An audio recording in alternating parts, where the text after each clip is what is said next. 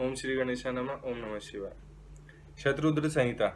शिवजी के सद्योजात, वामदेव, तत्पुरुष, अघोर और ईशान नामक 5 अवतारों का वर्णन। जो परम आनंदमय है, जिनकी लीलाएं अनंत हैं, जो ईश्वरों के भी ईश्वर, सर्वव्यापक, महान, गौरी के प्रियतम तथा स्वामी कार्तिक और विघ्नराज गणेश को उत्पन्न करने वाले हैं, उन आदिदेव शंकर की मैं वंदना करता हूँ। शौनक जी ने कहा, महाभाग सूत जी, आप तो पुराणकर्ता व्यास जी के शिष्य तथा ज्ञान और दया के निधि हैं, अतः अब आप शंभु के उन अवतारों का वर्णन कीजिए जिनके द्वारा उन्होंने सत्पुरुषों का कल्याण किया है। सूत जी बोले, शौनक जी, आप तो मननशील व्यक्ति हैं, अतः अब मैं आपसे शिव जी के उन अवतारों का वर्णन करता हूँ। आप अपने इंद्रियों को वश में करके सभक्ति पूर्वक मन लगाकर श्रवण कीजिए। मुने, पूर्व काल में सनत कुमार जी ने नंदीश्वर से, जो सत्पुरुषों की गति तथा शिव स्वरूप ही हैं, यही प्रश्न किया था। उस समय नंदीश्वर ने शिव जी का स्मरण करते हुए उन्हें यूं उत्तर दिया था। नंदीश्वर ने कहा, मुने, यूं तो सर्वव्यापी सर्वेश्वर शिव के कल्प कल्पांतरों में असंख्य अवतार हुए हैं, तथापि इस समय मैं अपनी बुद्धि के अनुसार उनमें से कुछ का वर्णन करता हूँ। 19वां कल्प, जो श्वेत लोहित नाम से विख्यात है, उसमें शिवजी का सद्योजात नामक अवतार हुआ था। वह उनका प्रथम अवतार कहलाता है। उस कल्प में जब ब्रह्मा का ध्यान कर रहे थे, उसी समय एक श्वेत और लोहित वर्ण वाला शिखाधारी कुमार उत्पन्न हुआ। उसे देखकर ब्रह्मा ने मन ही मन विचार किया। जब उन्हें यह ज्ञात हो गया कि यह पुरुष ब्रह्मा रूपी परमेश्वर है, तब उन्होंने अंजलि बांधकर उसकी वंदना की। फिर जब भुवनेश्वर ब्रह्मा को पता लग गया कि यह सद्योजात कुमार शिव ही हैं, तब उन्हें महान हर्ष हुआ। वे अपनी सद्बुद्धि से बारंबार पर ब्रह्मा का चिंतन करने लगे। ब्रह्मा जी ध्यान कर ही रहे थे कि महाश्वेत वर्ण वाले 4 यशस्वी कुमार प्रकट हुए। वे परमोत्कृष्ट ज्ञान संपन्न तथा पर ब्रह्मा के स्वरूप थे। उनके नाम थे सुनंद, नंदन, विश्वनंद और उपनंदन। ये सब के सब महात्मा थे और ब्रह्मा जी के शिष्य हुए। इनसे वह ब्रह्मलोक व्याप्त हो गए। तदनंतर सद्योजात रूप से प्रकट हुए परमेश्वर शिव ने परम प्रसन्न होकर ब्रह्मा को ज्ञान तथा सृष्टि रचना की शक्ति प्रदान की। यह सद्योजात नामक पहला अवतार हुआ। तदनंतर रक्त नाम से प्रसिद्ध 20वां कल्प आया। उस कल्प में ब्रह्मा जी ने रक्त वर्ण का शरीर धारण किया था। जिस समय ब्रह्मा जी पुत्र की कामना से ध्यान कर रहे थे, उसी समय उनसे एक पुत्र प्रकट हुआ। उसके शरीर पर लाल रंग की माला और लाल ही वस्त्र शोभा पा रहे थे। उसके नेत्र भी लाल थे और वह आभूषण भी लाल रंग का ही धारण किए हुए थे। उस महान आत्म बल से संपन्न कुमार को देखकर ब्रह्मा जी ध्यानस्थ हो गए। जब उन्हें ज्ञात हुआ कि ये वामदेव शिव हैं, तब उन्होंने हाथ जोड़कर उस कुमार को प्रणाम किया। तत्पश्चात उनके विरजा, विवाह, विशोक और विश्व भावन नाम के 4 पुत्र उत्पन्न हुए, जो सभी लाल वस्त्र धारण किए हुए थे। तब वामदेव रूपी धारी परमेश्वर शंभु ने प्रसन्न होकर ब्रह्मा को ज्ञान तथा सृष्टि रचना की शक्ति प्रदान की। यह वामदेव नामक दूसरा अवतार हुआ। इसके बाद 21वां कल्प आया, जो पितवासा नाम से कहा जाता था।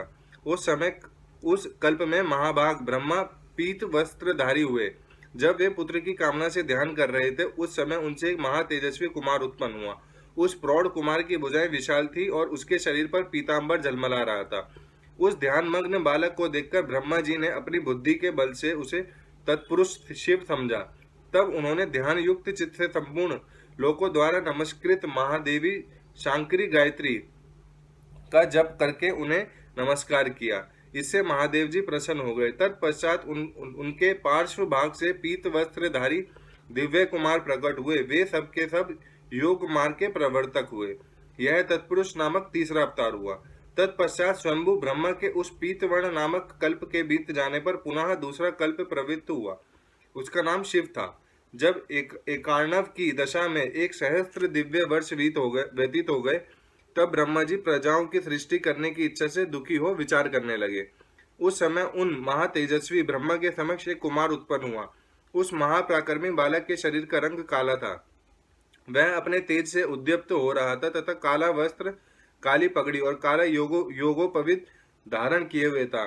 उसका मुकुट भी काला था और स्नान के पश्चात अनुलेपन चंदन भी काले रंग का ही था। उन भयंकर पराक्रमी महान मनस्वी देव देवेश्वर अलौकिक कृष्ण पिंगल वर्ण वाले अघोर को देखकर ब्रह्मा जी ने उसकी वंदना की।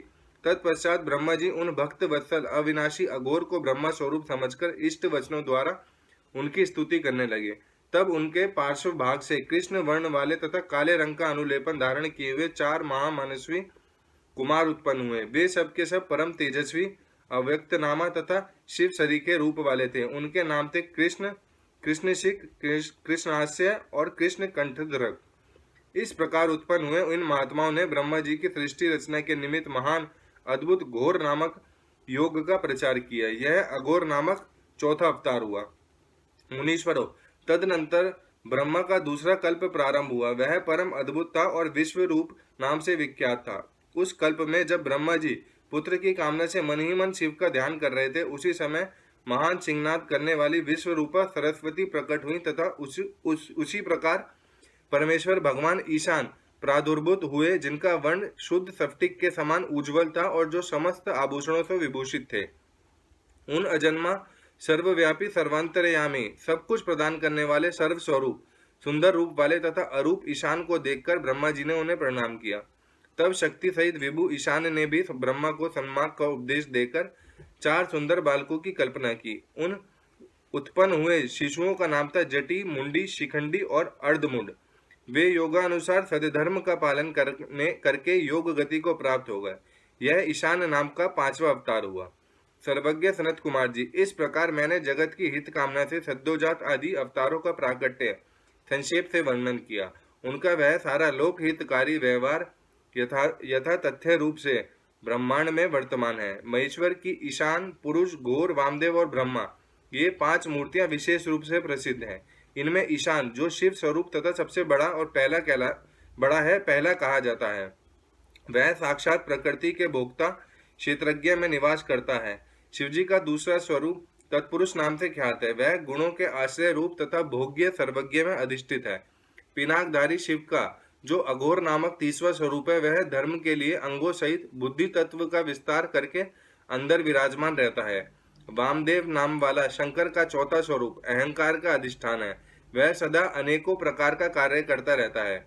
विचारशील बुद्धिमानों का कथन है कि शंकर का ईशान संज्ञक्य स्वरूप सदा कर्ण, वाणी और सर्वव्यापी आकाश का अधीश्वर है तथा महेश्वर का पुरुष नामक रूप त्वक, पाणी और स्पर्श गुण विशिष्ट वायु का स्वामी है।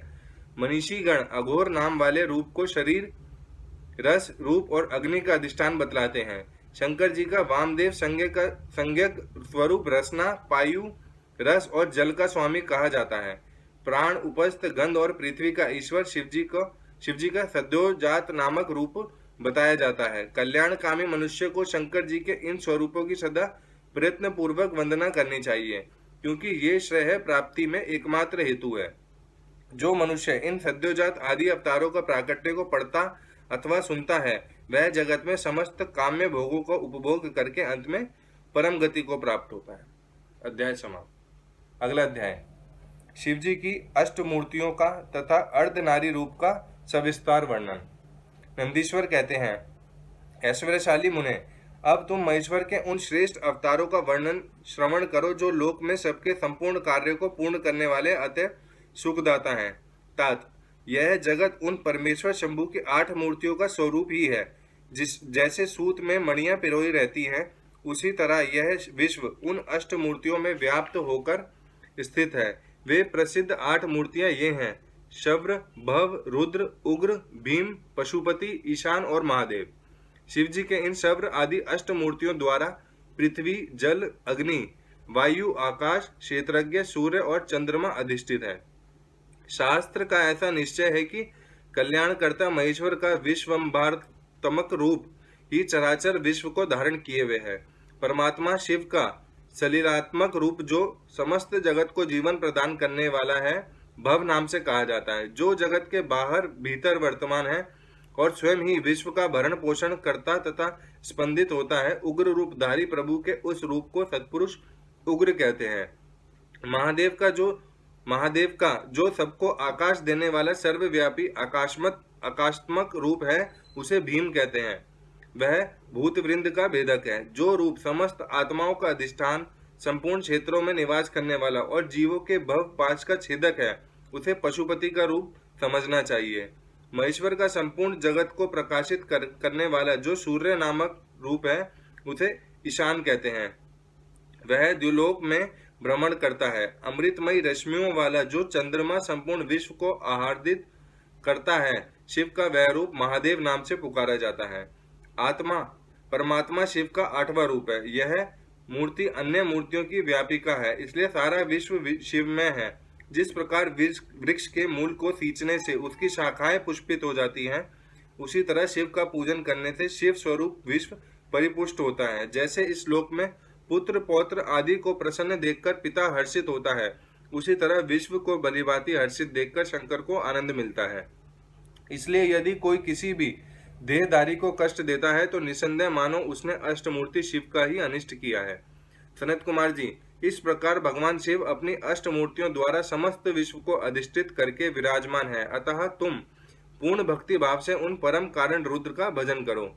प्रिय सनत कुमार जी, अब तुम शिव के अनुपम अर्धनारी रूप का वर्णन सुनो। महाप्राज्ञ, वह रूप ब्रह्मा की कामनाओं को पूर्ण करने वाला है। सृष्टि के आदि में जब सृष्टिकर्ता ब्रह्मा द्वारा रची हुई सारी प्रजाएं विस्तार को नहीं प्राप्त हुई, तब ब्रह्मा उस दुख से दुखी हो चिंताकुल हो गए। उसी समय यूं आकाशवाणी हुई, ब्रह्मांड अब मैथुनी सृष्टि का रचना करो। उस व्योम वाणी को सुनकर ब्रह्मा ने मैथुनी सृष्टि उत्पन्न करने का विचार किया, परंतु इससे पहले नारियों का कुल ईशान से प्रकट ही नहीं हुआ था, इसलिए पदयोनि ब्रह्मा मैथुनी सृष्टि रचने में समर्थ न हो सके। तब वे यूं विचार कर कि शंभु की कृपा के बिना मैथुनी प्रजा उत्पन्न नहीं हो सकती, तब करने को उद्यत हुए। उस समय ब्रह्मा पराशक्ति शिवा सहित परमेश्वर शिव का प्रेम पूर्वक हृदय में ध्यान करके घोर तप करने लगे। तदनंतर तपोनुष्ठान में लगे हुए ब्रह्मा के उस तीव्र तप से थोड़े ही समय में शिवजी प्रसन्न हो गए। तब वे कष्टहारी शंकर पूर्ण सच्चिदानंद की कामदा मूर्ति में प्रविष्ट होकर अर्धनारी के रूप में ब्रह्मा के निकट प्रकट हो गए। उन देवादिदेव शंकर को पराशक्ति शिवा के साथ आया हुआ देख ब्रह्मा ने दंड की भांति भूमि पर लेटकर उन्हें प्रणाम किया और फिर वे हाथ जोड़कर स्तुति करने लगे। तब विश्वकर्ता देवादिदेव महादेव महेश्वर परम प्रसन्न होकर ब्रह्मा से मेघ की सी गंभीर वाणी में बोले। ईश्वर ने कहा, महाभाग वत्स, मेरे प्यारे पुत्र पितामह, मुझे तुम्हारा सारा मनोरथ पूर्णतः ज्ञात हो गया है। तुमने जो इस समय प्रजाओं की वृद्धि के लिए घोर तप किया है, तुम्हारे उस तप से मैं प्रसन्न हो गया हूँ और तुम्हें तुम्हारा अभिष्ट प्रदान करूंगा। यूं स्वभाव से ही मधुर तथा परम उदार वचन कहकर शिवजी ने अपने शरीर के अर्ध भाग से शिवा देवी को पृथक कर दिया। तब शिव से पृथक होकर प्रकट हुई उन परमा शक्ति को देखकर ब्रह्मा विनम्र भाव से प्रणाम करके उनसे प्रार्थना करने लगे। ब्रह्मा ने कहा, शिवे, सृष्टि के प्रारंभ में तुम्हारे पति देवादिदेव परमात्मा शंभु ने मेरी सृष्टि की थी और मेरे द्वारा सारी प्रजाओं की रचना की थी। शिवे, तब मैंने देवता आदि समस्त प्रजाओं की मानसिक सृष्टि की, परंतु बारंबार रचना करने पर भी उनकी वृद्धि नहीं हो रही है। अतः अब मैं स्त्री पुरुष के समागम से उत्पन्न होने वाली सृष्टि का निर्माण करके अपनी सारी प्रजाओं की वृद्धि करना चाहता हूँ, किंतु अभी तक तुमसे अक्षय नारी कुल का प्राकट्य नहीं हुआ है। इस कारण नारी कुल की सृष्टि करना मेरी शक्ति के बाहर है। चूंकि सारी शक्तियों का उद्गम स्थान तुम ही हो, इसलिए मैं तुम्हें अखिलेश्वरी परमा शक्ति से प्रार्थना करता हूँ। शिवे, मैं तुम्हें नमस्कार करता हूँ, तुम मुझे नारी कुल की सृष्टि करने के लिए शक्ति प्रदान करो, क्योंकि शिव प्रिय इसी को तुम चराचर जगत की उत्पत्ति का कारण समझो। वरदेश्वरी, मैं तुमसे एक और वर की याचना करता हूँ। जगन माता, कृपा करके उसे भी मुझे दीजिए, मैं तुम्हारे चरणों में नमस्कार करता हूँ। वह वर यह है, सर्वव्यापी जग जननी, तुम चराचर जगत की वृद्धि के लिए अपने एक सर्वसमर्थ रूप से मेरे पुत्र दक्ष की पुत्री हो जाओ। ब्रह्मा द्वारा यूं याचना किए जाने पर परमेश्वरी देवी शिवा ने तथास्तु ऐसा ही होगा कहकर वह शक्ति ब्रह्मा को प्रदान कर दी। चतुर्राज जगन्मयी शिव शक्ति शिवा देवी ने अपनी भौहों के मध्य भाग से अपने ही समान प्रभाव वाली एक शक्ति की रचना की। उस शक्ति को देखकर देवश्रेष्ठ भगवान शंकर, जो लीलाकारी, कष्टहारी और कृपा के सागर हैं, हंसते हुए जगदम्बिका से बोले। शिवजी ने कहा, देवी, परमेष्ठी ब्रह्मा ने तपस्या द्वारा तुम्हारी आराधना की है, अतः अब तुम उन पर प्रसन्न हो जाओ और उनका सारा मनोरथ पूर्ण करो। तब शिवा देवी ने परमेश्वर शिव की उस आज्ञा को सिर झुकाकर ग्रहण किया और ब्रह्मा के कथा अनुसार दक्ष की पुत्री होना स्वीकार कर लिया। मुने, इस प्रकार शिवा देवी ब्रह्मा को अनुपम शक्ति प्रदान करके शंभु के शरीर में प्रविष्ट हो गई। तत्पश्चात भगवान शंकर भी तुरंत ही अंतर्ध्यान हो गए। तभी से इस लोक में स्त्री भाग्य की कल्पना हुई और मैथुनी सृष्टि चल पड़ी। इससे ब्रह्मा को महान आनंद प्राप्त हुआ। तात, इस प्रकार मैंने तुमसे शिवजी के महान अनुपम अर्ध अर्ध नारी नारद रूप का वर्णन कर दिया। यह सत्पुरुषों के लिए मंगलदायक है। अध्याय समाप्त। अगला अध्याय, वारा कल्प में होने वाले शिवजी के प्रथम अवतार से लेकर नवम ऋषभ अवतार तक का वर्णन। नंदीश्वर कहते हैं, सर्वज्ञ सनत कुमार जी, एक बार रुद्र ने हर्षित होकर ब्रह्मा जी से शंकर के चरित्र का प्रेम पूर्वक वर्णन किया था। वह चरित्र सदा परम सुखदायक है, उसे तुम श्रवण करो। वह चरित्र इस प्रकार है। शिवजी ने कहा था, ब्रह्मांड बारह कल्प के 7वें मनवंतर में संपूर्ण लोकों को प्रकाशित करने वाले भगवान कल्पेश्वर, जो तुम्हारे परपौत्र हैं, वैवस्वत मुनु के पुत्र होंगे। तब उस मनवंतर की चतुर्योगियों के किसी द्वापर युग में मैं लोकों पर अनुग्रह करने तथा ब्राह्मणों का हित करने के लिए प्रकट होऊंगा। ब्रह्मांड, योग प्रवृत्ति के अनुसार उस प्रथम चतुर्युगी के प्रथम द्वापर युग में जब प्रभु स्वयं ही व्यास होंगे, तब मैं उसे कलयुग के अंत में ब्राह्मणों की हितार्थ शिवा सहित श्वेत नामक महामुनि होकर प्रकट होऊंगा। उस समय हिमालय के रमणीय शिखर छागल नामक पर्वत श्रेष्ठ पर मेरे शिखाधारी 4 शिष्य उत्पन्न होंगे। उनके नाम होंगे श्वेत, श्वेतशिख, श्वेतवाश्व और श्वेत लोहित। वे चारों ध्यान योग के आश्रय से मेरे नगर में जाएंगे। वहां वे मुझ अविनाशी को तत्वतः जानकर मेरे भक्त हो जाएंगे तथा जन्म, जरा और मृत्यु से रहित होकर पर ब्रह्मा की समाधि में लीन रहेंगे। वत्स पितामह, उस समय मनुष्य ध्यान के अतिरिक्त दान, धर्म आदि कर्म हेतुक साधनों द्वारा मेरे दर्शन नहीं पा सकेंगे। दूसरे द्वापर में प्रजापति सत्य व्यास होंगे। उस समय में मैं कलयुग में सुतार नाम से उत्पन्न होऊंगा। वहां भी मेरे दंदुभी, शतरूप, ऋषिक तथा केतुमान नामक 4 वेदवादी द्विज शिष्य होंगे। वे चारों ध्यान योग के बल से मेरे नगर को जाएंगे और मुझ अविनाशी को तत्वतः जानकर मुक्त हो जाएंगे। तीसरे द्वापर में जब भार्गव नामक व्यास होंगे, तब मैं भी नगर के निकट ही दमन नाम से प्रकट होऊंगा। उस समय भी मेरे विशोक, विशेष, विपाप और पाप नाशन नामक 4 पुत्र होंगे। चतुरानन, उस अवतार में मैं शिष्यों के साथ ले व्यास की सहायता करूंगा और उस कलयुग में निर्वृत्त मार्ग को सुदृढ़ बनाऊंगा। चौथे द्वापर में जब अंगिरा व्यास कहे जाएंगे, उस समय मैं सुहोत्र नाम से अवतार लूंगा। उस समय भी मेरे 4 योग साधक महात्मा पुत्र होंगे। ब्राह्मण, उनके नाम होंगे सुमुख, दुर्मुख, दुर्दम और दुरितिक्रम। उस अवसर पर भी इन शिष्यों के साथ मैं व्यास की सहायता में लगा रहूंगा। 5वें द्वापर में सविता व्यास नाम से कहे जाएंगे। तब मैं कंक नामक महातपस्वी योगी होऊंगा। ब्रह्मांड, वहां भी मेरे 4 योग साधक महात्मा पुत्र होंगे। उनके नाम बतलाता हूँ, सुनो। सनक, सनातन, प्रभावशाली सनंदन और सर्वव्यापक निर्मल तथा अहंकार रहित सनत कुमार। उस समय भी कंक नामधारी मैं सविता नामक व्यास का सहायक बनूंगा और निर्वृत्ति मार्ग को बढ़ाऊंगा। पुनः 6ठे द्वापर के प्रवृत्ति होने पर जब मृत्यु लोक कारक व्यास होंगे और वेदों का विभाजन करेंगे, उस समय भी मैं व्यास की सहायता करने के लिए लोकाक्षी नाम से प्रकट होऊंगा और निर्वृत्ति पथ की उन्नति करूंगा। वहां भी मेरे 4 दृढ़ व्रती शिष्य होंगे। उनके नाम होंगे सुधामा, विरजा, संजय तथा विदय। 7वें द्वापर के आरंभ में जब शतक्रतु नामक व्यास होंगे, उस समय भी मैं योग मार्ग में परम निपुण जैगीश्व नाम से प्रकट होऊंगा और काशीपुर में गुफा के अंदर दिव्य देश में कुशासन पर बैठकर योग को सुदृढ़ बनाऊंगा तथा शतक्रतु नामक व्यास की सहायता और संसार भय से भक्तों का उद्धार करूंगा। उस युग में भी मेरे सारस्वत, योगीश, मेघवा और सुवाहन नामक 4 पुत्र होंगे। 8वें द्वापर के आने पर मुनिवर वशिष्ठ वेदों का विभाजन करने वाले वेद व्यास होंगे। योग वित्तिम, उस युग में भी मैं दधिवाहन नाम से अवतार लूंगा और व्यास की सहायता करूंगा। उस समय कपिल, असुरी, पंचशिख और शाल्वर नाम वाले मेरे 4 योगी पुत्र उत्पन्न होंगे जो मेरे ही समान होंगे। ब्रह्मांड, नवी चतुर्युगी में के द्वापर युग में मुनिश्रेष्ठ सारस्वत व्यास नाम से प्रसिद्ध होंगे। उन व्यास के निर्वृत्ति मार्ग की वृद्धि के लिए ध्यान करने पर मैं ऋषभ नाम से अवतार लूंगा। उस समय पराशर, गर्ग, भार्गव और गिरीश नामक 4 महायोगी मेरे शिष्य होंगे। प्रजापते, उनके सहयोग से मैं योग मार्ग को सुदृढ़ बनाऊंगा। सन्मुने, इस प्रकार मैं व्यास का सहायक बनूंगा। ब्रह्मांड, उसी रूप से मैं बहुत से दुखी भक्तों पर दया करके उनका भवसागर में उद्धार करूंगा। मेरा वह वृषभ नामक अवतार योग मार्ग का प्रवर्तक, सारस्वत व्यास के मन को संतोष देने वाला और नाना प्रकार से रक्षा करने वाला होगा।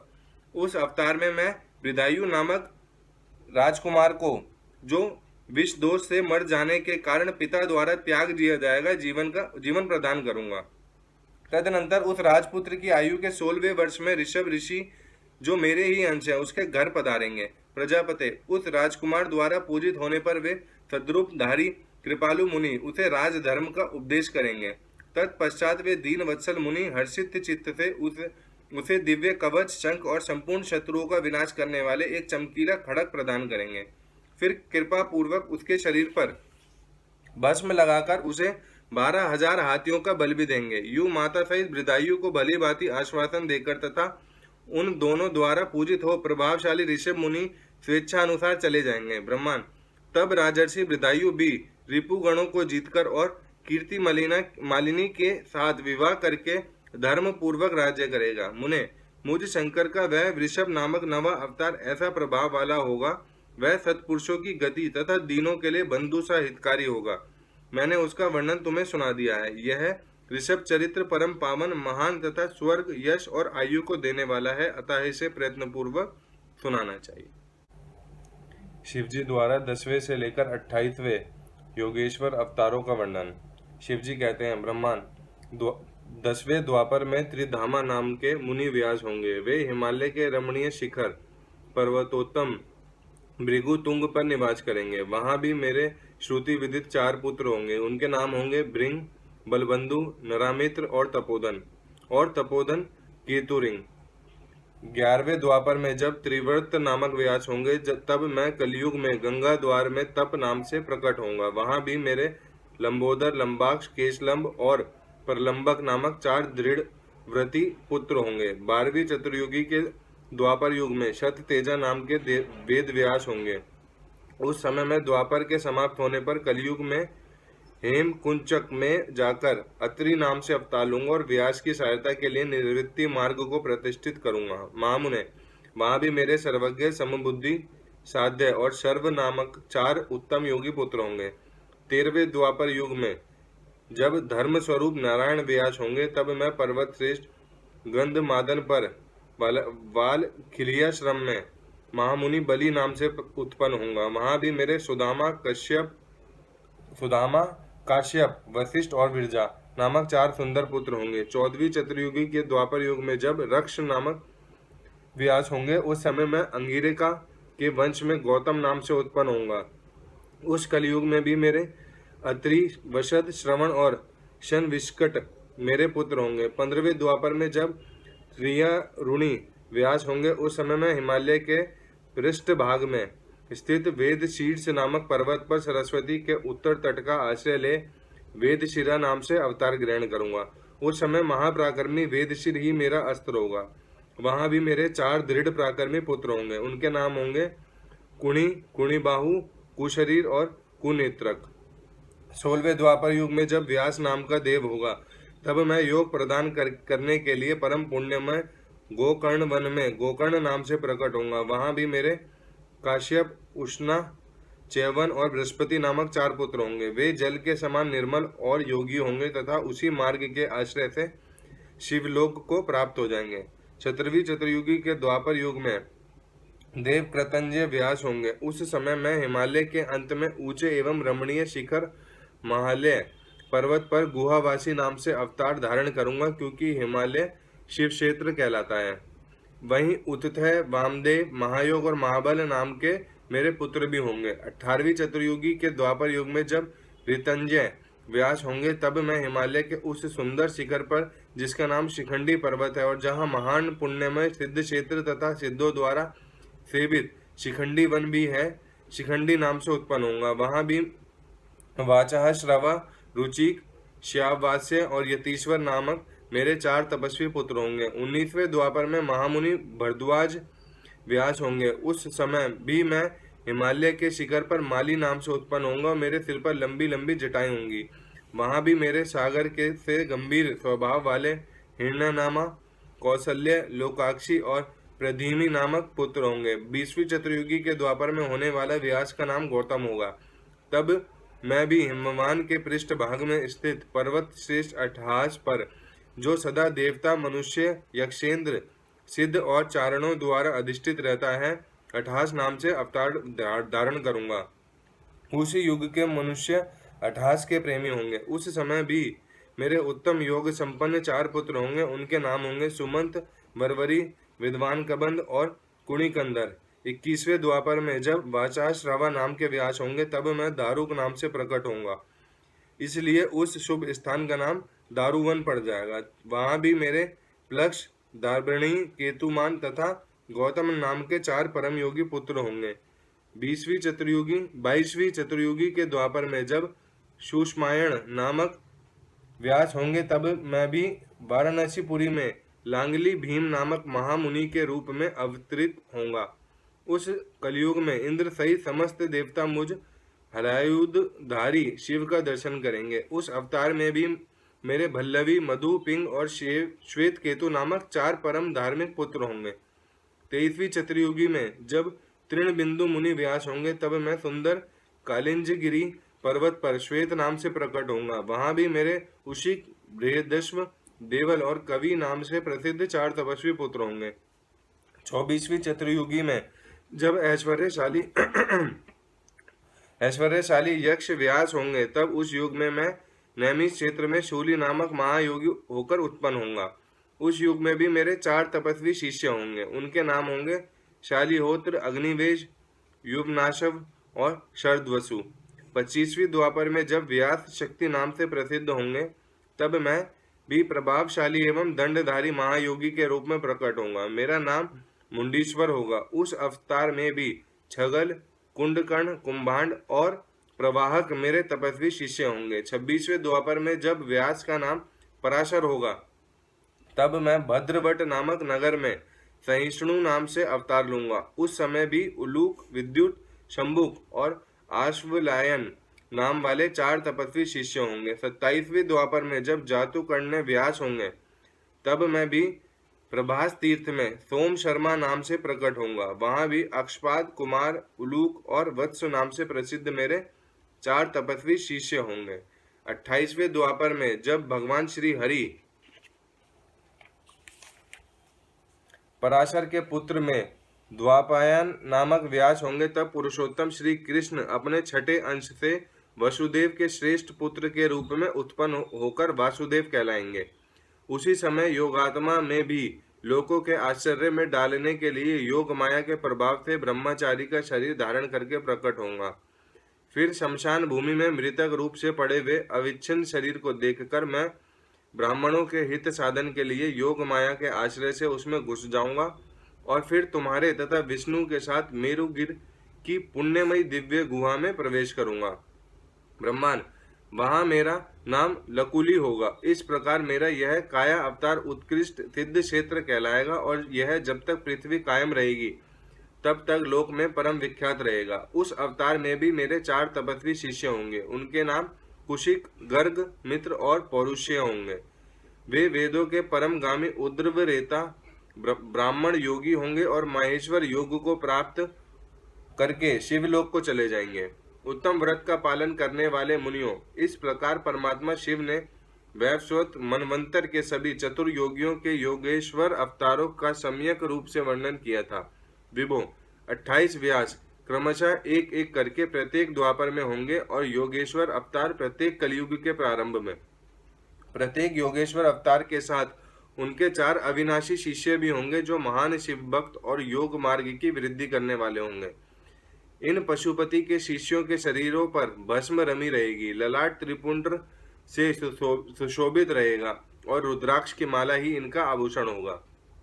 ये सभी शिष्य धर्मपरायण, वेद वेदांग के पारगामी विद्वान और सदा बाहर भीतर से लिंगार्चन में तत्पर रहने वाले होंगे। ये शिव जी में भक्ति रखकर योग पूर्वक ध्यान में निष्ठा रखने वाले और जितेंद्रिय होंगे। विद्वानों ने इनकी संख्या 112 बतलाई है। इस प्रकार मैंने 28 योगों के क्रम से मुने से लेकर कृष्ण अवतार पर्यंत सभी अवतारों के लक्षणों का वर्णन किया है। जब श्रुति समूह का वेदांत के रूप में प्रयोग होगा तब उस कल्प में कृष्ण द्वापायन व्यास होंगे। यूं महेश्वर ने ब्रह्मा जी पर अनुग्रह करके योगेश्वर अवतारों का वर्णन किया और फिर वे देवेश्वर उनकी ओर दृष्टिपात करके वहीं अंतर्ध्यान हो गए। अगला अध्याय नंदीश्वर अवतार का वर्णन। यहाँ तक 42 अवतारों का वर्णन किया गया। अब नंदीश्वर अवतार का वर्णन किया जाता है। सनत कुमार जी ने पूछा, प्रभु आप महादेव के अंश से उत्पन्न होकर पीछे शिव को कैसे प्राप्त हुए थे? वह सारा वृतांत मैं सुनना चाहता हूँ, उसे वर्णन करने की कृपा करें। नंदीश्वर बोले, सर्वज्ञ सनत कुमार जी, मैं जिस प्रकार महादेव के अंश से जन्म लेकर शिव को प्राप्त हुआ उस प्रसंग का वर्णन करता हूँ, तुम सावधानी पूर्वक श्रवण करो। शिलाद नामक एक धर्मात्मा मुनि थे। पितरों के आदेश से उन्होंने अयोनिज सुव्रत मृत्युहीन पुत्र की प्राप्ति के लिए तप करके देवेश्वर इंद्र को प्रसन्न किया, परंतु देवराज इंद्र ने ऐसा पुत्र प्रदान करने में अपने को असमर्थ बताकर सर्वेश्वर महाशक्ति संपन्न महादेव की आराधना करने की उपदेश दिया। तब शिलाद भगवान महादेव को प्रसन्न करने के लिए तप करने लगे। उनके तप से प्रसन्न होकर महादेव वहां पधारे और महासमाधि मग्न शिलाद को थपथपाकर जगाया। तब शिलाद ने शिव का स्तवन किया और भगवान शिव के उन्हें वर देने को प्रस्तुत होने पर उनसे कहा, प्रभु मैं आपके ही समान मृत्युहीन अयोनिज पुत्र चाहता हूँ। तब शिवजी प्रसन्न होकर मुनि से बोले। शिवजी ने कहा, तपोधन विप्र, पूर्व काल में ब्रह्मा जी ने, मुनियों ने तथा बड़े बड़े देवताओं ने मेरे अवतार धारण करने के लिए तपस्या द्वारा मेरी आराधना की थी। इसलिए मुने, यद्यपि मैं सारे जगत का पिता हूँ, फिर भी तुम मेरे पिता बनोगे और मैं तुम्हारा अयोनिज पुत्र होऊंगा और मेरा नाम नंदी होगा। नंदीश्वर कहते हैं, मुने, यूं कहकर कृपालु शंकर ने अपने चरणों में प्रणिपात करके सामने खड़े हुए शिलाद मुनि की ओर कृपा दृष्टि से देखा और उन्हें ऐसा आदेश दे वे तुरंत ही उमा सहित वहीं अंतर्ध्यान हो गए। महादेव जी के चले जाने के पश्चात महामुनि शिलाद ने अपने आश्रम में आकर ऋषियों से वह सारा वृतांत कह सुनाया। कुछ समय बीत जाने के बाद जब ये वेताओं में श्रेष्ठ मेरे पिताजी यज्ञ करने के लिए यज्ञ क्षेत्र को जोत रहे थे, उसी समय मैं शंभु की आज्ञा से यज्ञ के पूर्व ही उनके शरीर से उत्पन्न हो गया। उस समय मेरे शरीर की प्रभा युगांतकालीन अग्नि के समान थी। तब सारी दिशाओं में प्रसन्नता छा गई और शिलाद मुनि की भी बड़ी प्रसन्नता हुई। उधर शिलाद ने भी जब मुझ बालक को प्रलयकालीन सूर्य और अग्नि के सदृश प्रभाशाली त्रिनेत्र चतुर्भुज प्रकाशमान जटा मुकुटधारी त्रिशूल आदि आयुधों से युक्त सर्वथा रुद्र रूप में देखा, तब वे महान आनंद में निमग्न हो गए और मुझ प्रणमय को नमस्कार करते हुए कहने लगे। शिलाद बोले, सुरेश्वर, चूंकि तुमने नंदी नाम से प्रकट होकर मुझे आनंदित किया है, इसलिए मैं तुम आनंदमय जगदीश्वर को नमस्कार करता हूँ। नंदीश्वर कहते हैं, मुने, तदनंतर जैसे निर्धन को निधि प्राप्त हो जाने से प्रसन्नता होती है, उसी प्रकार प्राप्ति से हर्षित होकर पिताजी ने महेश्वर की भली भांति वंदना की और फिर मुझे लेकर वे शीघ्र ही अपनी पर्णशाला को चल दिए। महामुने, जब मैं शिलाद की कुटिया में पहुंच गया तब मैंने अपने उस रूप का परित्याग करके मनुष्य रूप धारण कर लिया। तदनंतर शालंकायन नंदन पुत्र वत्सल शिलाद ने मेरे जात कर्म आदि सभी संस्कार संपन्न किए। फिर 5वें वर्ष में पिताजी ने मुझे सांगोपांग संपूर्ण वेदों का तथा अनान्य शास्त्रों का भी अध्ययन कराया। 7वां वर्ष पूर्ण होने पर शिवजी की आज्ञा से मित्र और वरुण नाम के मुनि मुझे देखने के लिए पिताजी के आश्रम पर पधारे। शिलाद मुनि ने उनकी पूरी आवभगत की। जब वे दोनों महात्मा मुनीश्वर आनंद पूर्वक आसन पर विराज गए तब मेरी ओर बारंबार निहार कर बोले। मित्र और वरुण ने कहा, तात शिलाद, यद्यपि तुम्हारा पुत्र नंदी संपूर्ण शास्त्रों के अर्थों का पारगामी विद्वान है, तथापि इसकी आयु बहुत बड़ी है। हमने बहुत तरह से विचार करके देखा, परंतु इसकी आयु 1 वर्ष से अधिक नहीं दिखती। उन विप्रवरों के यूं कहने पर पुत्र वत्सल शिलाद नंदी को छाती से लिपटाकर दुखार्त हो फुट फुट कर रोने लगे।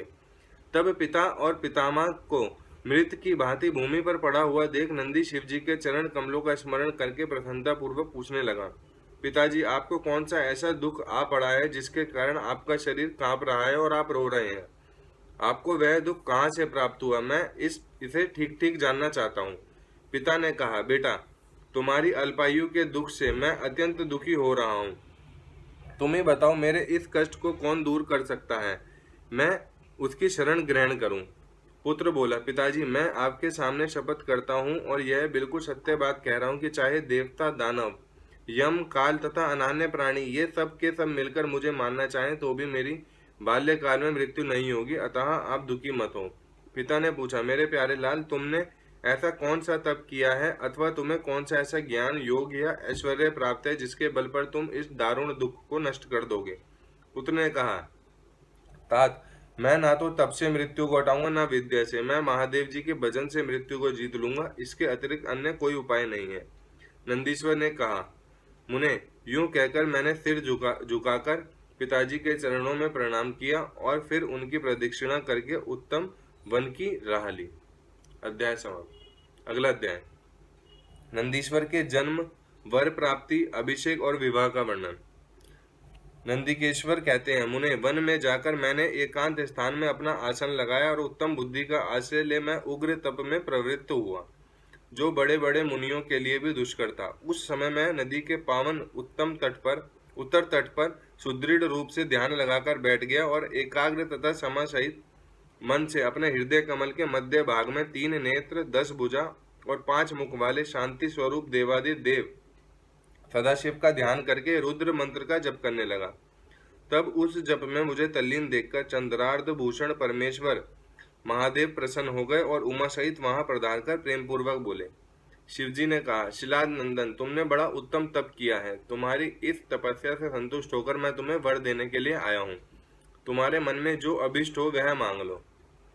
महादेव जी के यूं कहने पर सिर के बल उनके चरणों में लौट गया और फिर बुढ़ापा तथा शोक का विनाश करने वाले परमेशान की स्तुति करने लगा। तब परम कष्टहारी वृषभ ध्वज परमेश्वर शंभु ने मुझ परम भक्ति संपन्न नंदी को, जिसके नेत्रों में आंसू छलक आए थे और जो सिर के बल चरणों में पड़ा था, अपने दोनों हाथों से पकड़कर उठा लिया और शरीर पर हाथ फेरने लगे। फिर वे जगदीश्वर गणाध्यक्षों तथा हिमाचल कुमारी पार्वती देवी की ओर दृष्टिपात करके मुझे कृपा दृष्टि से देखते हुए यूं कहने लगे, वत्स नंदी, उन दोनों विप्रों को तो मैंने ही भेजा था। महाप्राज्ञ, तुम्हें मृत्यु का भय कहाँ? तुम तो मेरे ही समान हो, इसमें तनिक भी संशय नहीं है। तुम अमर, अजर, दुख रहित, अव्यय और अक्षय होकर सदा गणनायक बने रहोगे तथा पिता और सुहद्र वर्ग सहित मेरे प्रियजन होंगे। तुम में मेरे ही समान बल होगा। तुम नित्य मेरे पार्श्व भाग में स्थित रहोगे और तुम पर निरंतर मेरा प्रेम बना रहेगा। मेरी कृपा से जन्म, जरा और मृत्यु तुम पर अपना प्रभाव नहीं डाल सकेंगे। नंदीश्वर कहते हैं, मुने, यूं कहकर कृपा सागर शंभु ने कमलों की बनी हुई अपनी शिरोमाला को उतारकर तुरंत ही मेरे गले में डाल दिया। विप्रवर, उस शुभ माला के गले में पड़ते ही मैं 3 नेत्र और 10 भुजाओं से संपन्न हो गया तथा द्वितीय शंकर सा प्रतीत होने लगा। तदनंतर परमेश्वर शिव ने मेरा हाथ पकड़कर पूछा, बताओ अब तुम्हें कौन सा उत्तम वर दूं? फिर उन वृषभ ध्वज ने अपनी जटा में स्थित हार के समान निर्मल जल को हाथ में ले, तुम नदी हो जाओ, यूं कहकर उसे छोड़ दिया। तब वह जल उत्तम ढंग से बहने वाली, स्वच्छ जल से परिपूर्ण, महान वेगशालिनी, दिव्य रूपा 5 सुंदर नदियों के रूप में परिवर्तित हो गया। उनके नाम है जटोदका, त्रिस्त्रोत्रा, वृषध्वनि, स्वर्णोदका और जम्बू नदी। मुने, यह पंचनद शिव के पृष्ठ भाग्य की भांति परम शुभ है। महेश्वर के निकट इसका नाम लेने से यह परम पावन हो जाता है। जो मनुष्य पंचनद पर जाकर स्नान और जप करके परमेश्वर शिव का पूजन करता है, वह शिव सायुज्य को प्राप्त होता है, इसमें संशय नहीं है। तत्पश्चात शंभु ने उमा से कहा, अव्यय, मैं नंदी का अभिषेक करके इसे गणाध्यक्ष बनाना चाहता हूँ, इस विषय में तुम्हारी क्या राय है? तब उमा बोली, देवेश, आप नंदी को गणाध्यक्ष पद प्रदान कर सकते हैं, क्योंकि परमेश्वर यह शिलाद नंदन मेरे लिए पुत्र सरीका है, इसलिए नाथ, यह मुझे बहुत ही प्यारा है। तदनंतर भक्त वत्सल भगवान शंकर ने अपने अतुल बलशाली गणों को बुलाकर उनसे कहा। शिवजी बोले, गणनायकों, तुम सब लोग मेरी एक आज्ञा का पालन करो। यह मेरा प्रिय पुत्र नंदीश्वर सभी गणनायकों का अध्यक्ष और गणों का नेता है, इसलिए तुम सब लोग मिलकर इसका मेरे गणों के अधिपति पद पर प्रेम पूर्वक अभिषेक करो। आज से यह नंदीश्वर तुम लोगों का स्वामी होगा। नंदीश्वर कहते हैं, मुने, शंकर जी के इस कथन पर सभी गणनायकों ने एवं मस्तु कहकर ऐसे उसे स्वीकार किया और वे सामग्री जुटाने में लग गए। फिर सब देवताओं और मुनियों ने मिलकर मेरा अभिषेक किया। तदनंतर मरुतों की मनोहारिणी दिव्य कन्या सुयशा से मेरा विवाह करवा दिया गया। उस समय मुझे बहुत सी दिव्य वस्तुएं मिली। महामुने, इस प्रकार विवाह करके मैंने अपनी उस पत्नी के साथ शंभु, शिवा, ब्रह्मा और श्री हरि के चरणों में प्रणाम किया। तब त्रिलोकेश्वर भक्त वत्सल भगवान शिव पत्नी सहित मुझसे परम पूर्वक बोले। ईश्वर ने कहा, सतपुत्र, यह तुम्हारी प्रिय सुयशा और तुम मेरी बात सुनो। तुम मुझे परम प्रिय हो, अतः मैं स्नेह पूर्वक तुम्हें मनोवांछित वर प्रदान करता हूँ। गणेश्वर नंदीश, देवी पार्वती सहित मैं तुम पर सदा संतुष्ट हूँ, इसलिए वत्स तुम मेरा उत्तम वचन श्रवण करो। तुम मेरे अटूट प्रेमी, विशिष्ट, परम ऐश्वर्य संपन्न, महायोगी, महान धनुर्धारी, अजय, सबको जीतने वाले, महाबली और सदा पूज्य होगे। जहाँ मैं रहूंगा वहां तुम्हारी स्थिति होगी और जहां तुम रहोगे वहां मैं उपस्थित रहूंगा। यही दशा तुम्हारे पिता और पितामह की भी होगी। पुत्र, तुम्हारे ये महाबली पिता परम ऐश्वर्यशाली मेरे भक्त और गणाध्यक्ष होंगे।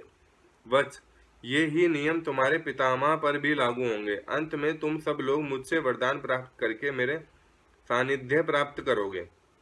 नंदीश्वर कहते हैं, मुने, तत्पश्चात महाभागा उमा देवी वर देने के लिए उत्सुक हो मुझ नंदी से बोली, बेटा, तू मुझसे भी वर मांग ले, मैं तेरी सारी अभिष्ट कामनाओं को पूर्ण कर दूंगी। तब देवी के उस वचन को सुनकर मैंने हाथ जोड़कर कहा, देवी, आपके चरणों में मेरी सदा उत्तम भक्ति बनी रहे। मेरी यह याचना सुनकर देवी ने कहा, एवं मस्तु, ऐसा ही होगा। फिर शिवा नंदी की प्रियतमा पत्नी सुयशा से बोली। देवी ने कहा, वत्स, तुम भी अपना अभिष्ट वर ग्रहण करो।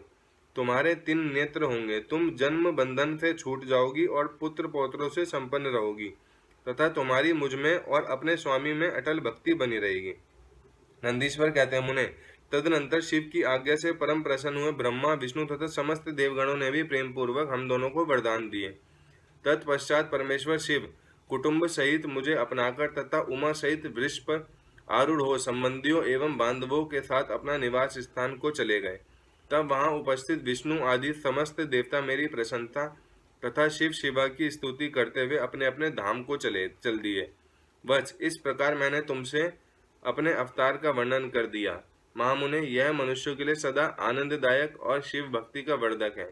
जो श्रद्धालु मानव भक्ति भावित चित्त से मुझ नंदी के इस जन्म वर प्राप्ति, अभिषेक और विवाह के वृतांत को सुनेगा अथवा दूसरों को सुनाएगा तथा पढ़ेगा या दूसरों को पढ़ाएगा, वह इस लोक में संपूर्ण सुखों को भोगकर अंत में परम गति को प्राप्त होगा। काल भैरव का महात्म्य, विश्वानर की तपस्या और शिवजी का प्रसन्न होकर उनकी पत्नी शुचिस्मति के गर्भ से उनके पुत्र रूप में प्रकट होने का उन्हें वरदान देना। तदनंतर भगवान शंकर के भैरव अवतार का वर्णन करके नंदीश्वर ने कहा, महामुने, परमेश्वर शिव उत्तमोत्तम लीलाएं रचने वाले तथा सत्पुरुषों के प्रेमी हैं।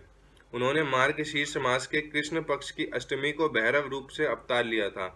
इसलिए जो मनुष्य मार्गशीर्ष मास की कृष्ण अष्टमी को काल भैरव के सन्निकट उपवास करके रात्रि में जागरण करता है, वह समस्त पापों से मुक्त हो जाता है। जो मनुष्य अनंतर भी भक्ति पूर्वक जागरण सहित इस व्रत का अनुष्ठान करेगा, वह भी महापापों से मुक्त होकर सद्गति को प्राप्त हो जाएगा। प्राणियों के लाखों जन्मों में किए हुए जो पाप हैं, वे सब के सब काल भैरव के दर्शन से निर्मल हो जाते हैं। जो मूर्ख काल भैरव के भक्तों का अनिष्ट करता है, वह इस जन्म में दुख भोगकर पुनः दुर्गति को प्राप्त होता है।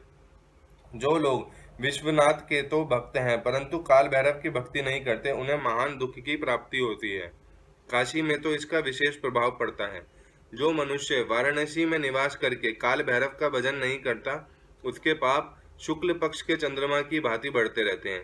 जो काशी में प्रत्येक सोमवार की कृष्ण अष्टमी के दिन कालराज का भजन पूजन नहीं करता, उसका पुण्य कृष्ण पक्ष के चंद्रमा के समान क्षीण हो जाता है। तदनंतर नंदीश्वर ने वीरभद्र तथा शरभ अवतार का वृतांत सुनाकर कहा, ब्रह्मपुत्र, भगवान शिव जिस प्रकार प्रसन्न होकर विश्वानर मुनि के घर अवतीर्ण हुए थे, शिशिमौली के उस चरित्र को तुम प्रेम पूर्वक श्रवण करो। उस समय वे तेज की निधि अग्निरूप सर्वात्मा परम प्रभु शिव अग्निलोक के अधिपति रूप से गृहपति नाम से अवतीर्ण हुए थे। पूर्व काल की बात है, नर्मदा के रमणीय तट पर नर्मपुर नाम का एक नगर था। उसी नगर में विश्वानर नाम के एक मुनि निवास करते थे। उनका जन्म शांडिल्य गोत्र में हुआ था। वे परम पावन पुण्यात्मा, शिव भक्त, ब्रह्मा तेज के निधि और जितेंद्रिय थे। ब्रह्मचार्य आश्रम में उनकी बड़ी निष्ठा थी। वे सदा ब्रह्म यज्ञ में तत्पर रहते थे। फिर उन्होंने शुचिस्मति नाम की एक सद्गुणवती कन्या से विवाह कर लिया। वे ब्रह्मांडोचित कर्म करते हुए देवता तथा पितरों के लिए प्रिय लगने वाला जीवन बिताने लगे। इस प्रकार जब बहुत सा समय व्यतीत हो गया, तब उन ब्राह्मण की भार्या शुचिस्मति, जो उत्तम व्रत का पालन करने वाली थी, अपने पति से बोले, प्राणनाथ, स्त्रियों के योग्य जितने आनंदप्रद भोग हैं, उन सबको मैंने आपकी कृपा से आपके साथ रहकर भोग लिया, परंतु नाथ, मेरे हृदय में एक लालसा चिरकाल से वर्तमान है और वह गृहस्थों के लिए उचित भी है। उसे आप पूर्ण करने की कृपा करें। स्वामिन, यदि मैं वर पाने के योग्य हूँ और आप मुझे वर देना चाहते हैं, तो मुझे महेश्वर शरी का पुत्र प्रदान कीजिए। इसके अतिरिक्त मैं दूसरा कोई वर नहीं चाहती। नंदीश्वर कहते हैं, मुने, पत्नी की बात सुनकर पवित्र व्रत परायण ब्राह्मण विश्वानर क्षण भर के लिए समाधिस्थ हो गए और हृदय में यूं विचार करने लगे, अहो, मेरे इस सूक्ष्मांगी पत्नी ने कैसा अत्यंत दुर्लभ वर मांगा है। यह तो मेरे मनोरथ पथ से बहुत दूर है। अच्छा, शिवजी तो सब कुछ करने में समर्थ हैं। ऐसा प्रतीत होता है मानो उन शंभु ने ही इसके मुख में बैठकर वाणी रूप से ऐसी बात कही है, अन्यथा दूसरा कौन ऐसे करने में समर्थ हो सकता है। तदनंतर वे एक पत्नी व्रती मुनि विश्वानर पत्नी को आश्वासन देकर वाराणसी में गए और घोर तप के द्वारा भगवान शिव के विरेश लिंग की आराधना करने लगे। इस प्रकार उन्होंने 1 वर्ष पर्यंत भक्ति पूर्वक उत्तम विरेश लिंग की त्रिकाल अर्चना करते हुए अद्भुत तप किया। 13वां मास आने पर एक दिन वे द्विजवर प्रातः काल त्रिपतगामिनी गंगा के जल में स्नान करके ज्यों ही विरिशेक निकट पहुंचे, त्यों ही उन तपोधन को उस लिंग के मध्य एक 8 वर्षीय विभूति भूषित बालक दिखाई दिया। उस नग्न शिशु के नेत्र कानों तक फैले हुए थे, होठों पर गहरी लालिमा छाई हुई थी, मस्तक पर पीले रंग की सुंदर जटा सुशोभित थी और मुख पर हंसी खेल रही थी। वह शेष वोचित अलंकार और चिता भस्म धारण किए हुए था।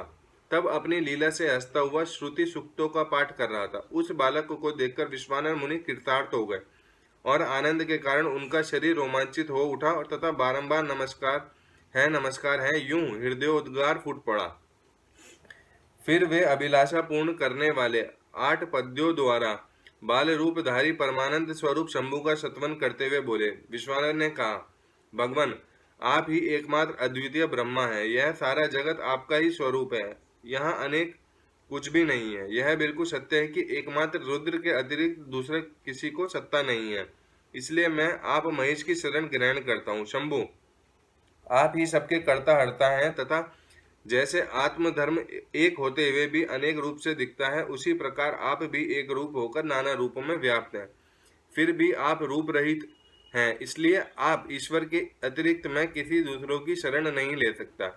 जैसे रज्जु में सर्प, सीपी में चांदी और मरीचिका में जल प्रवाह का भान मिथ्या है, उसी प्रकार जिसे जान लेने पर विश्व प्रपंच मिथ्या भाषित होता है, उन महेश्वर की मैं शरण लेता हूँ। शंभो, जल में जो शीतलता, अग्नि में दाहकता, सूर्य में गर्मी, चंद्रमा में आह्लादकारिता, पुष्प में गंध और दुगंध में घी वर्तमान है, वह आपका ही स्वरूप है। और दुग्ध में घी वर्तमान है, वह आपका ही स्वरूप है। अतः मैं आपके शरण हूँ। आप कान रहित होकर शब्द सुनते हैं, नासिका विहीन होकर सूंघते हैं, पैर ना होने पर भी दूर तक चले जाते हैं, नेत्रहीन होकर भी सब कुछ देखते हैं और जीवा रहित होकर भी समस्त रसों का ज्ञाता है। भला आपको सम्यक रूप से कौन जान सकता है। इसलिए मैं आपकी शरण में जाता हूँ। ईश, आपके रहस्य को ना तो साक्षात वेद ही जानता है, ना विष्णु, ना अखिल विश्व के विधाता ब्रह्मा, ना योगींद्र, ना इंद्र आदि प्रधान देवताओं को ही इसका पता है, परंतु आपका भक्त उसे जान लेता है। अतः मैं आपकी शरण ग्रहण करता हूँ। ईश, ना तो आपका कोई गोत्र है, ना जन्म है, ना नाम है, ना रूप है, ना शील है, ना देश है। ऐसा होने पर भी आप त्रिलोकी के अधीश्वर तथा संपूर्ण कामनाओं को पूर्ण करने वाले हैं। इसलिए मैं आपका भजन करता हूँ। समोरो रे, आप सर्वस्वरूप हैं, यह सारा विश्व प्रपंच आपसे ही प्रकट हुआ है। आप गौरी के प्राणनाथ, दिगंबर और परम शांत हैं। बाल, युवा और वृद्ध रूप में आप ही वर्तमान हैं। ऐसी कौन सी वस्तु है जिसमें आप व्याप्त ना हो? अतः मैं आपके चरणों में नतमस्तक हूँ। नंदीश्वर कहते हैं, मुने, यूं स्तुति करके विप्रवर विश्वानर हाथ जोड़कर भूमि पर गिरना ही चाहते थे, तब तक संपूर्ण वृद्धों के भी वृद्ध बाल रूपधारी शिव परम हर्षित होकर उन भूदेव से बोले। बाल रूपी शिव ने कहा, मुनिश्रेष्ठ विश्वानर, तुमने आज मुझे संतुष्ट कर दिया है। भूदेव, मेरा मन परम प्रसन्न हो गया है, अतः अब तुम उत्तम वर मांग लो। यह सुनकर मुनिश्रेष्ठ विश्वानर कृतकृत्य हो गए और उनका मन हर्षमग्न हो गया। तब वे उठकर बाल रूपधारी शंकर जी से बोले। विश्वानर ने कहा, प्रभावशाली महेश्वर, आप तो सर्वंतर्यामी हैं, ऐश्वर्य संपन्न, सर्व तथा भक्तों को सब कुछ दे डालने वाले हैं। भला आप सर्वज्ञ से कौन सी बात छिपी है? फिर भी आप मुझे दीनता प्रकट करने वाले यांचा के प्रति आकृष्ट होने के लिए क्यों कह रहे हैं? महेशान, ऐसा जानकर आपकी जैसी इच्छा हो वैसा कीजिए। नंदीश्वर कहते हैं, मुने, पवित्र व्रत में तत्पर विश्वानर के उस वचन को सुनकर पावन शिशु रूपधारी महादेव हंसकर विश्वानर से बोले, शुचे, तुमने अपने हृदय में अपनी पत्नी शुचिस्मति के प्रति जो अभिलाषा कर रखी है वह निसंदेह थोड़े ही समय में पूर्ण हो जाएगी। महामते, मैं शुचिस्मति के गर्भ से तुम्हारा पुत्र होकर प्रकट होऊंगा। मेरा नाम गृहपति होगा। मैं परम पावन तथा समस्त देवताओं के लिए प्रिय होऊंगा। जो मनुष्य 1 वर्ष तक शिवजी के सनिकट तुम्हारे द्वारा कथित उस पुण्यमय अभिलाषाष्टक स्तोत्र का तीनों काल पाठ करेगा, उसकी सारी अभिलाषाएं यह पूर्ण कर देगा। इस स्तोत्र का पाठ पुत्र, पौत्र और धन का प्रदाता, सर्वथा शांति कारक, सारी विपत्तियों का विनाशक, स्वर्ग और मोक्ष रूप संपत्ति का कर्ता तथा समस्त कामनाओं को पूर्ण करने वाला है। निसंदेह यह अकेला ही समस्त स्त्रोतों के समान है। नंदीश्वर कहते हैं, मुने, इतना कहकर बाल रूपधारी शंभु, जो सत्पुरुषों की गति है, अंतर्ध्यान हो गए। तब विप्रवर विश्वानर भी प्रसन्न मन से अपने घर को लौट गए। अध्याय समाप्त। ओम नमः शिवाय।